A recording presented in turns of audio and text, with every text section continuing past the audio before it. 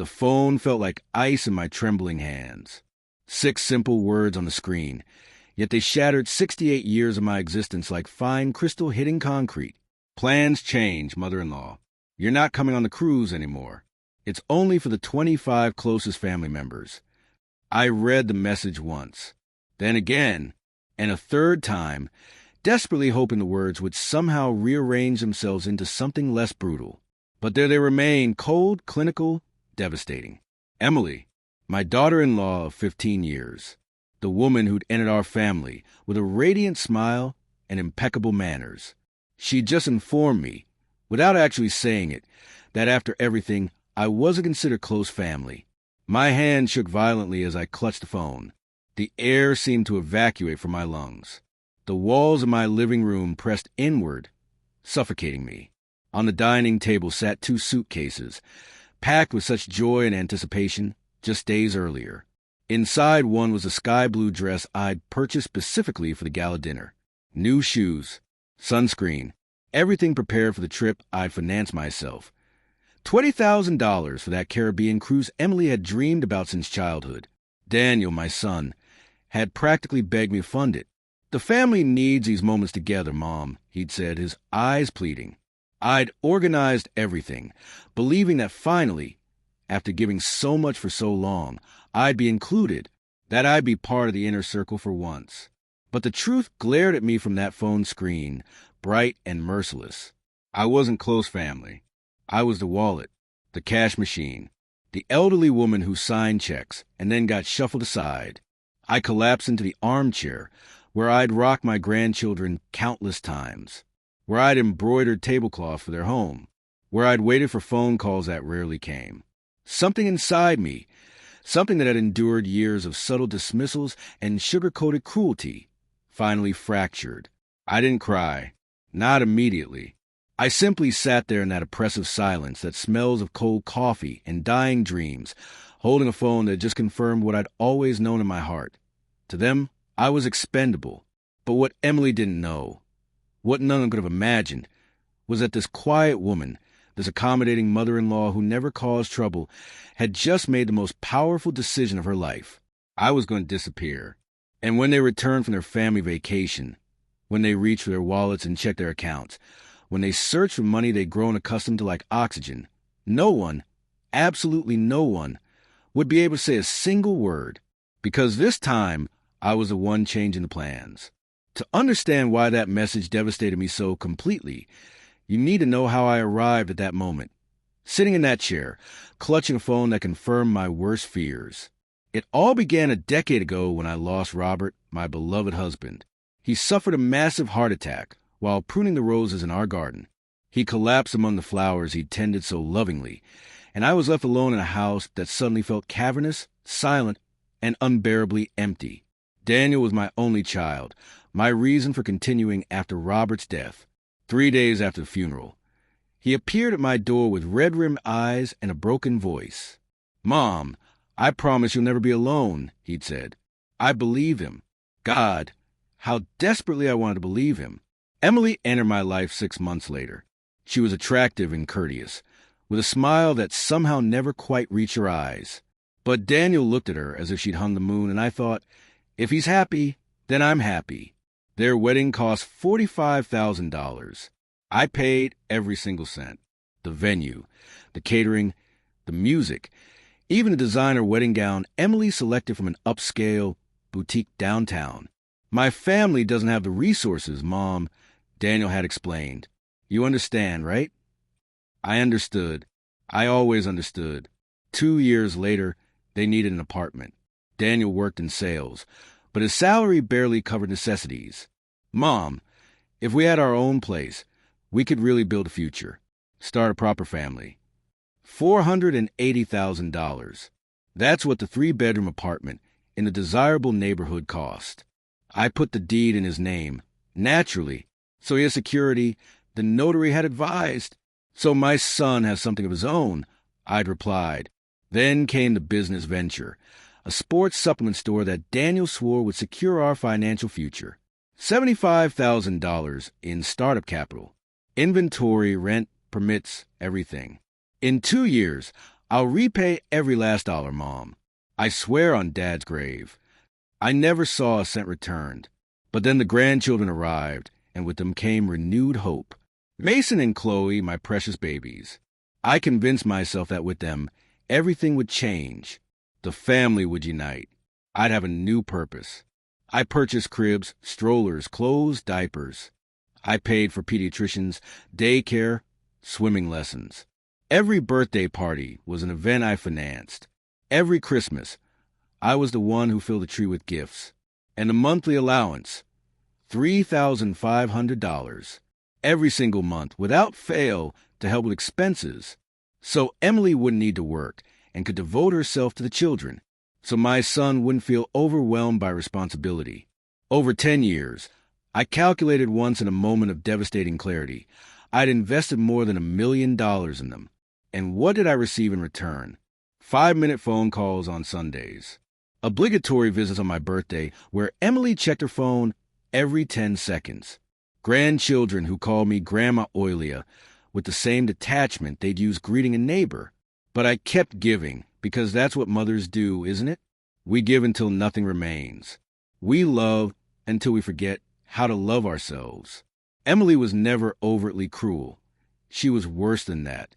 She was polite, proper, and cold as marble. When I suggested something, she'd smile sweetly. What a lovely idea, mother-in-law. But I think we'll do it differently. When I arrived unannounced, her expression said everything her mouth left unspoken. What are you doing here? Daniel became a stranger wearing my face. He justified everything. Emily just has her own way of doing things. You know how modern women are, Mom, independent. She's exhausted with the kids. Her family is different, more reserved. There was always an excuse. I was always the one expected to understand, adapt, stay silent. And I did stay silent for years, swallowing every slight like bitter but necessary medicine, until that message, until they informed me, without anesthesia, that after funding a $20,000 cruise, I didn't deserve to be there, that I wasn't one of the closest. Sitting in that armchair with my bags packed and my heart shattered, something awakened within me, something that had been dormant beneath years of submission and unrequited love, a cold, calculating, definitive anger. But before I acted, I needed to understand one more thing. I needed to confirm whether this was a mistake, a poorly considered last-minute decision, or if this truly reflected how they saw me. What I discovered 3 days later eliminated every last trace of doubt. 3 days before I received that message, I still harbored hope. It was Thursday afternoon. I'd gone to Daniel's apartment to deliver a casserole I prepared, my mother-in-law's recipe, the one Robert had loved, the one I guarded like a family treasure. I thought Emily might appreciate it. I thought perhaps we could share something meaningful. I rang the doorbell twice. No answer, though I heard voices inside. Laughter. I used the spare key Daniel had given me for emergencies. I entered quietly, carrying the warm casserole dish in my hands. Daniel? Emily? It's me. I brought food. More laughter emanated from the master bedroom. Then I heard it, Emily's voice, loud and unmistakable, speaking on speakerphone. Oh, Mom, you won't believe the performance I had to give. The old woman wanted to come on the cruise, as if she were one of us. Can you imagine? 7 days trapped on a boat with her trailing us everywhere, offering opinions nobody requested? I froze in the living room. The casserole dish trembled in my hands. Her mother's voice replied through the speaker. And what did you tell her? We're going to inform her there's no room, that the cruise is exclusively for the 25 closest family members. Technically, it's accurate, right? My family, the portion of Daniel's family that matters, the children. She doesn't fit into that category. Laughter. They both laughed as if discussing the cancellation of a magazine subscription, not the exclusion of the woman who financed every dollar of that trip. But what about the money? Emily's mother asked. She paid for everything, didn't she? Oh, Mom, please. That money is already spent.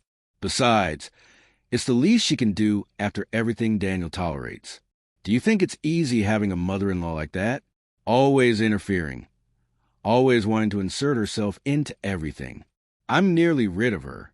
After the cruise, I'm going to convince Daniel to establish serious boundaries, that she only visits when invited, that she understands her place. Every word was a dagger, but the next sentence destroyed me. Besides, we've already extracted everything we could from her.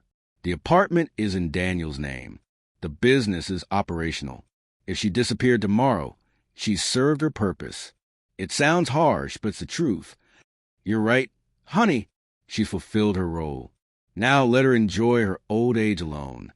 Exactly. More laughter. I don't know how long I stood paralyzed in that living room I'd helped furnish, holding a casserole that suddenly weighed 1,000 pounds. My legs wouldn't respond. My heart pounded so violently I thought it might burst through my chest. I placed the casserole on the dining table carefully, as if it were made of glass. It made no sound. I backed out of the apartment like a sleepwalker and closed the door slowly. I arrived home without remembering how I'd driven. I sat on the edge of my bed, the same one I'd shared with Robert for 30 years, and finally I cried. It wasn't a gentle cry. It was violent, desperate sobbing, the kind that erupts from the depths of your soul. I cried for the 10 lost years, for every dollar given with love and received with contempt, for every phone call I'd waited for that never came, for every false embrace, every fake smile, every "we love you, Mom," that was never genuine. I cried until no tears remained, and then, in that silence broken only by my ragged breathing, I picked up the photograph of Robert, the first always keep on my nightstand. I looked into his eyes, those warm brown eyes that always made me feel protected, cherished, valued. "Forgive me, my love," I whispered to the photograph. "Forgive me for allowing our son to become this, for not establishing boundaries, for confusing love with submission." I didn't sleep that night. I lay awake staring at the ceiling, feeling something inside me harden like clay transforming into brick in a kiln. The next day, Daniel called. "Mom, did you stop by the house yesterday?" Emily found a casserole on the table. "Yes, son. I brought you food." "Oh, that's thoughtful. Hey, about the cruise, there's a small change of plans." And then the message arrived. The message that would confirm everything I'd overheard. But this time, when I read those cold words, when I saw that my son didn't even possess the courage to tell me himself, something strange occurred. I no longer felt pain. I felt clarity. A cold, sharp, perfect clarity like a diamond. Because I finally understood something I should have grasped years ago. Love you have to beg for is worthless. Respect you have to plead for is counterfeit. And family that only seeks you when they need something isn't family. It's a transaction. And I had just decided to close that transaction permanently. After reading that message, I did something that surprised even myself. I didn't scream. I didn't cry. I didn't call Daniel to confront him. I didn't call Emily to express everything I thought. I simply replied, "I understand. Enjoy your trip." 5 words. Nothing more. Emily responded within seconds. "Thanks for understanding, mother-in-law. I knew you'd take it well. It's just that space is limited, and we preferred something more intimate." Intimate? 25 people was intimate? I didn't reply. I simply placed the phone on the table and stared at those open suitcases filled with clothes I'd never wear on that ship. The sky blue dress seemed to mock me. Daniel didn't call. Not that day or the next. Not even a text message asking how I was, if I was hurt, if I needed anything. And that indifference, that glacial silence, hurt more than all of Emily's cruel words combined, because it confirmed what I already knew. I'd raised a son who viewed me as an obligation, something to be managed with a text message and forgotten. For 3 days, I locked myself in my house. I didn't answer the phone. I didn't open curtains. I barely ate. I just sat in the dim light, surrounded by photographs of a family that no longer existed, or perhaps never had. Mason as a baby in my arms. Chloe blowing out her 3rd birthday candles. Daniel graduating from college, embracing me, saying, "I did it because of you, Mom." Lies. All lies wrapped in photo paper. On the 3rd day, someone knocked on my door.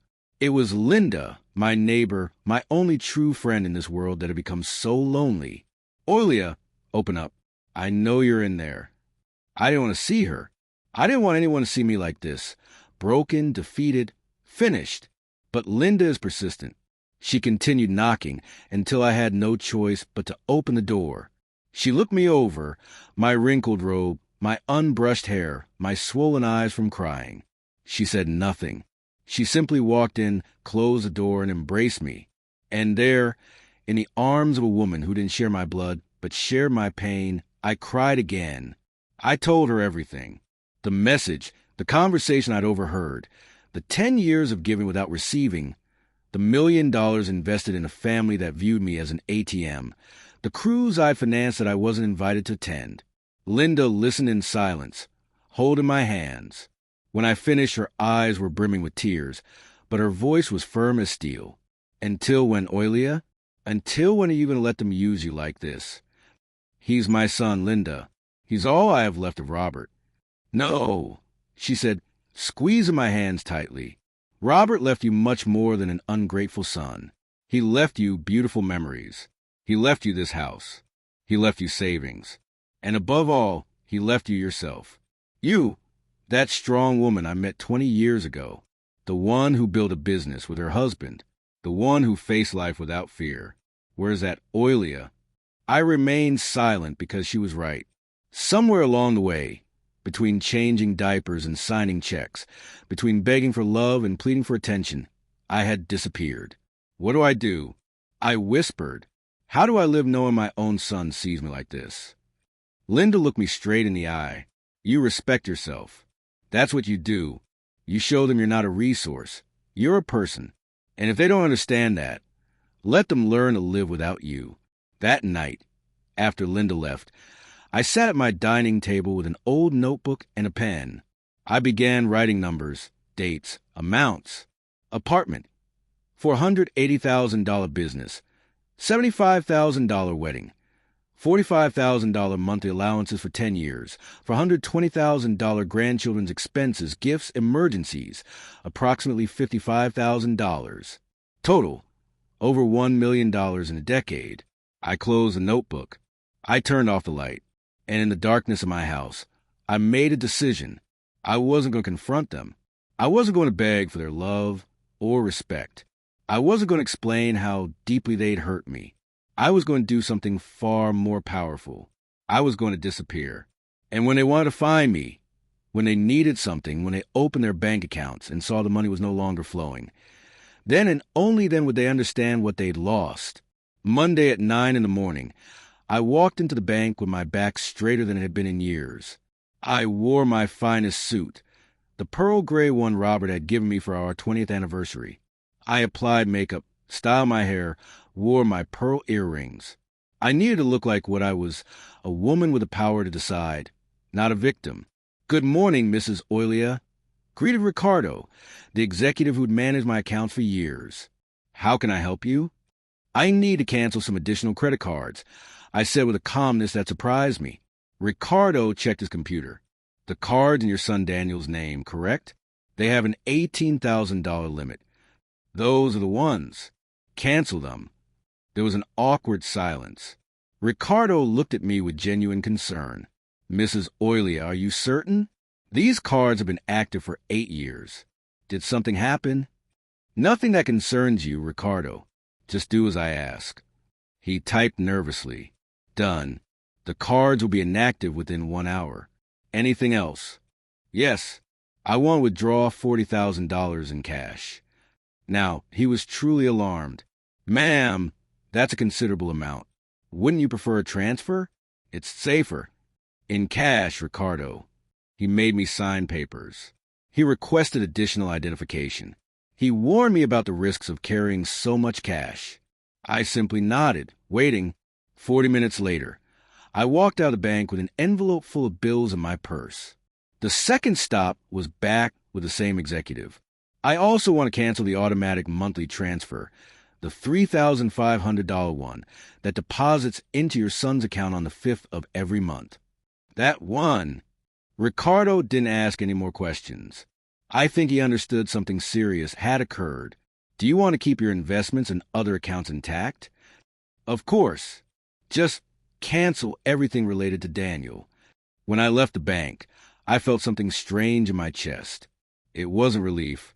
It wasn't satisfaction. It was freedom. Like when you remove a shoe that's been pinching you for so long you've forgotten how it felt to walk without pain. But I wasn't finished. I went straight to Mr. Campos's office, the trusted lawyer who'd handled Robert's will. A 70-year-old man, serious, a man of few words. I need to update my will, I told him bluntly. He looked at me over his glasses. Any problems, Oilia? Let's just say I've gained some clarity. We spent 2 hours reviewing documents. The apartment was in Daniel's name. Nothing I could do about that. But my house, my savings, my investments, everything else I could control. I want to leave very specific instructions, I said. If anything happens to me, my house does not go to Daniel. It goes to a foundation supporting elderly women who've been abandoned. Mr. Campos raised an eyebrow. That's unusual. It's fair. And your savings? The same. Daniel already received his inheritance while living, more than most children ever receive. I signed the documents with a steady hand. The lawyer prepared a sealed copy that I kept in a safe deposit box. Another copy remained in his office with clear instructions. If Daniel asked for me, he could give him the letter I was leaving. The letter simply stated, "Son, if you're reading this, it's because you're looking for me. I hope it's because you're worried, not because you need something. I went to find the peace I couldn't find in my own family. Don't look for me. When I'm ready, I will find you. Your mother, Oilia." I left the office feeling like I'd just closed a chapter. But the most important part remained. I returned home and began packing. Not the crew's suitcases. I left those open on the bed as evidence of a life that no longer served me. I packed a different suitcase. Comfortable clothes, flat shoes, photographs of Robert, my grandmother's recipe book, my important documents. I called Linda. "Can you watch my house?" "What are you going to do?" "Something I should have done years ago. I'm going to disappear." "Where will you go?" "Remember Haven Bay, the town where Robert and I used to vacation?" "Oh, Oilia, you haven't been there in years." "Exactly. No one will look for me there. No one knows I still have connections in that place." Linda was quiet for a moment. Then she said, "When are you leaving?" "Tomorrow, before they realize the cards don't work. Before Daniel boards that ship and forgets all about me. And if they look for you, let them look. You don't know anything. Just tell them I went on a trip and I'll return when I feel like it." That night, I packed the last few things. I disconnected the landline. I placed my cell phone in a plastic bag, ready to turn it off. I left the house spotless, as if I were returning tomorrow. But I wasn't coming back soon. In the early hours of Tuesday, before dawn, I loaded my 2 suitcases into the car. I looked at my house one last time, that house where I'd been a wife, a mother, a grandmother, where I'd been happy, and then where I'd been forgotten. I locked the door, started the engine, and disappeared. Daniel, Emily, and the kids boarded their cruise that Thursday. They took smiling photographs on the deck, toasted with champagne I'd paid for, enjoyed dinners I'd financed. But when Daniel tried to pay for premium drinks, when he wanted to book the spa for Emily, when they attempted to charge excursions in Cozumel, all the cards were declined, one after another, insufficient funds. And me? Meanwhile, I was 300 miles away, feeling the sea breeze on my face and remembering, for the first time in years, who I was before I became my own family's bank.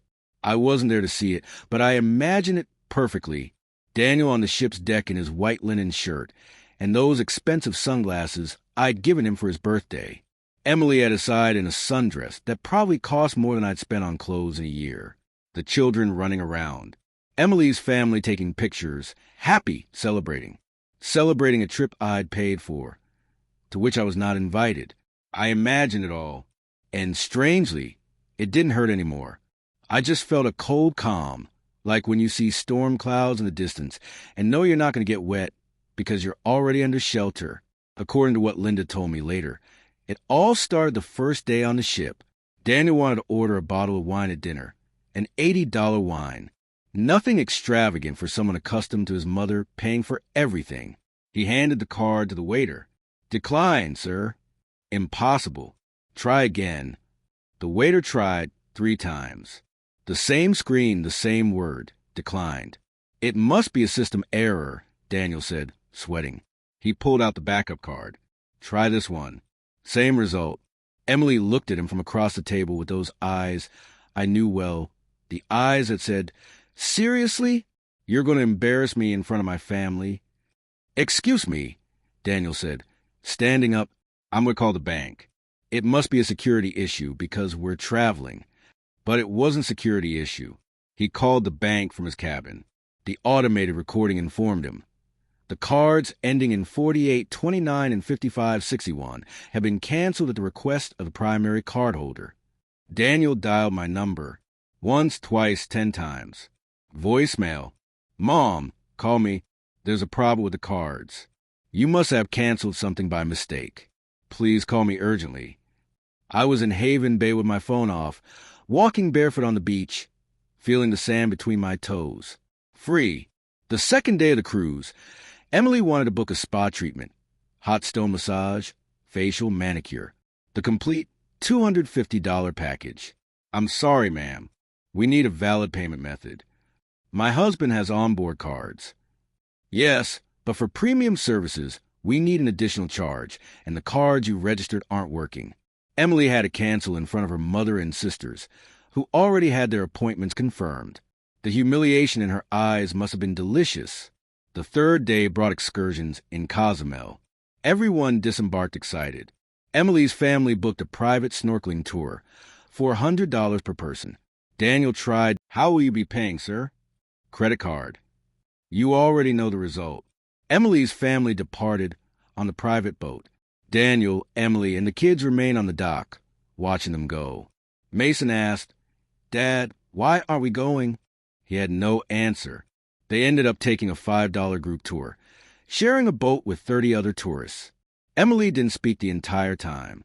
She just stared at the horizon, her jaw clenched tight. That night in the cabin, she exploded. "What did you do to your mother? Why did she cancel the cards?" "I don't know, Emily. She's not answering. No calls, no messages. It's like she vanished." "Well, you'd better fix it. You're making me look ridiculous in front of my family. Do you know how many times my sister has commented that we can't afford anything? How many pitying looks I've received? And what do you want me to do? I don't know where she is." "Find her. She's your mother. For God's sake. How can she just disappear like this?" Daniel tried calling Linda. She answered with calm, almost bored voice. "Oilia? Oh, yes. She told me she was going on a trip. Didn't say where. Said she needed time for herself." Time for herself? Seriously? Right now? "Daniel, your mother is 68 years old and has never done anything for herself. I think she deserves it, don't you? Did she say when she's coming back?" "No. And frankly, I wouldn't be surprised if she takes all the time in the world." He hung up. The rest of the cruise was a silent disaster. Daniel and Emily ate at the basic buffet, while the rest of the family went to specialty restaurants. They drank water while others ordered cocktails. They stayed on the ship while others went shopping in the ports. And every time Emily's parents asked, "Are you sure you don't want to come? Are you on a budget?" The humiliation grew. On the last day, when the ship returned to port, Daniel had deep, dark circles under his eyes. Emily hadn't spoken a word to him in 2 days. The children were confused, sensing the tension but not understanding it. As they disembarked, Emily whispered to him with venom, "Your mother did this to us on purpose. And when you find her, you're going to have to choose, Daniel. It's either her or me, because I refuse to keep living like this." Daniel nodded, defeated. In his mind, I was a villain, the selfish mother who'd abandoned them at the worst possible time. They still didn't understand anything, because while they were disembarking that ship, humiliated and confused, I was in Haven Bay drinking coffee on the porch of a small house facing the sea, watching the sunrise and feeling something I hadn't felt in years. Peace. And I was just getting started, because what they would find when they got home, what they would discover in the coming days, that was what would truly change everything. Haven Bay hadn't changed in 10 years. The same cobblestone streets, the same colorful houses faded by the sun, the same smell of salt and fresh tortillas wafting from the diners at dawn. Robert and I used to come here every summer when Daniel was a boy, before money became the only thing that connected us. I rented a small house 2 blocks from the beach. $50 a night. Nothing fancy. 2 rooms, a kitchen with a gas stove, a porch with a wicker rocking chair. But it had something my house in the city had lost years ago. Silence. The first few days, I simply walked. On the beach, along the boardwalk, through the small market where the lady sold fresh fish and mangoes, so sweet the juice ran down your elbows. No one knew me. No one asked me for anything. No one expected me to be anyone other than an older woman enjoying the sea. I was invisible, and for the first time in my life, that felt like a gift. One morning, I found a bookstore on the corner of the main square. It was old, with a faded wooden sign that read, "Books of the Sea." The windows were filled with used novels, some with pages yellowed by the salt air. I entered more out of curiosity than anything else. Inside, it smelled like old paper and coffee. The shelves reached the ceiling, so full it seemed the books were holding each other up. Behind the counter, an older man was reading, wearing thick glasses, a steaming mug in his hand. He looked up when the light from the door came in. "Good morning. Come in. Make yourself at home." He was 72, I learned later.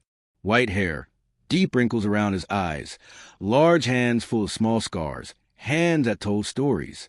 I stared at the books without really seeing them. He continued reading, not pressuring me to buy anything.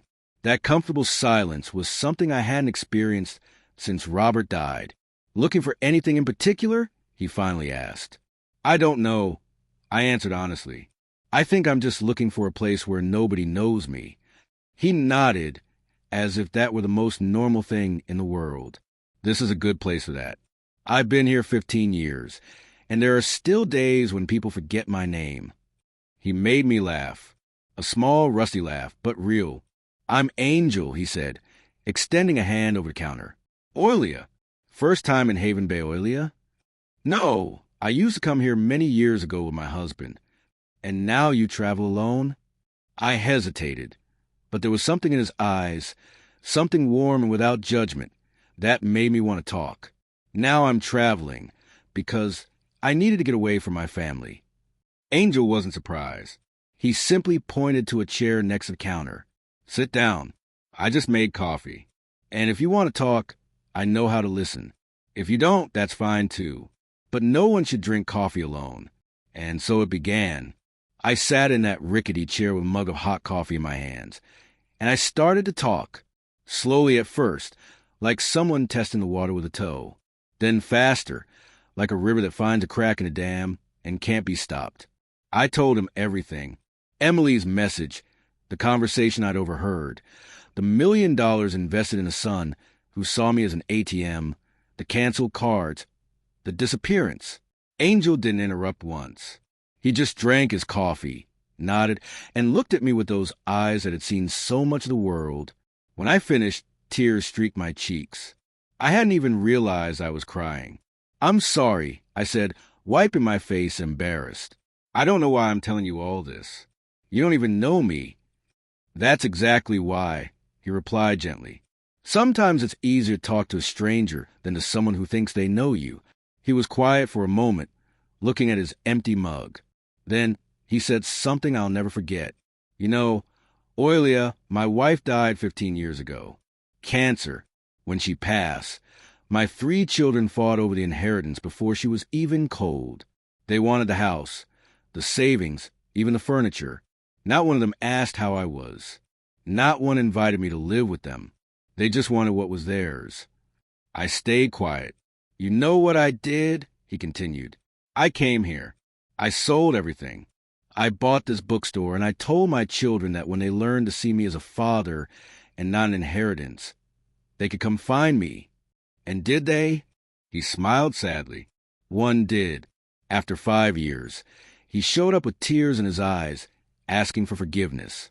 The other 2 are still waiting for me to die, to see what's left for them. Doesn't it hurt? Every day. But you know what hurt more? The years I wasted begging for their love, justifying their selfishness, confusing my obligation to give to them with their... He looked me straight in the eye. The love you beg for is worthless, Oilia. Your son needs to learn that you're a blessing, not an obligation. And if he never learns it, at least you will live with dignity. Those words hit me like a wave. A blessing, not an obligation. When had I stopped feeling like a blessing to my family and started feeling like a burden who was only useful when she brought money? I left that bookstore with swollen eyes, but with something new in my chest. It wasn't happiness, not yet. It was more like hope, the possibility that maybe, just maybe, my life hadn't ended when Robert died, that maybe there was still something in me left worth rescuing. I returned to the bookstore the next day, and the next, and the next. Angel and I talked about everything, about books, about life, about the sea. He told me about his wife, how they'd met dancing at a town fair. I told him about Robert, how I'd fallen in love with a man who made me feel like the world was bigger and brighter just by being at his side.